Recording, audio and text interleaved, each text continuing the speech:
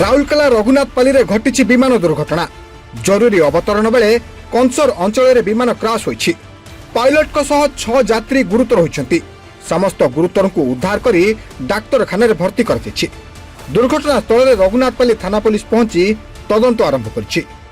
ସୂଚନା ଅନୁଯାୟୀ ଦକ୍ଷିଣ ରାଉରକେଲାର କଂସର ଅଞ୍ଚଳରେ ଶନିବାର India one air flight VT-102 ବିମାନ ଦୁର୍ଘଟଣା ହୋଇଛି। ଯାନ୍ତ୍ରିକ ତ୍ରୁଟି କାରଣରୁ ଇଣ୍ଡିଆ ୱାନ୍ ବିମାନଟି ଜରୁରୀ ଅବତରଣ ବେଳେ କ୍ରାସ୍ ହୋଇଯାଇଛି। ଫଳରେ ବିମାନଟି ସମ୍ପୂର୍ଣ୍ଣ ଚୁରମାର ହୋଇଯାଇଛି। ଏହି ଦୁର୍ଘଟଣାରେ ପାଇଲଟଙ୍କ ସମେତ 6 ଜଣ ଗୁରୁତର ହୋଇଥିବା ନେଇ ସୂଚନା ମିଳିଛି। ସ୍ଥାନୀୟ ଲୋକଙ୍କ ସହାୟତାରେ ଗୁରୁତରମାନଙ୍କୁ ଉଦ୍ଧାର କରାଯାଇ ଚିକିତ୍ସା ପାଇଁ ରାଉରକେଲା ସରକାରୀ ଡାକ୍ତରଖାନାକୁ ନିଆଯାଇଛି।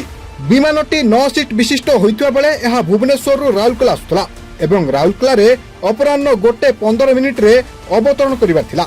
କିନ୍ତୁ ବିମାନରେ ଯାନ୍ତ୍ରିକ ତ୍ରୁଟି ପାଇଁ ଦୁର୍ଘଟଣା ହୋଇଥିବା ନେଇ ସୂଚନା ଦେଇଛନ୍ତି ପରିବହନ ମନ୍ତ୍ରୀ ବିଭୂତି ଭୂଷଣ ଜେନା।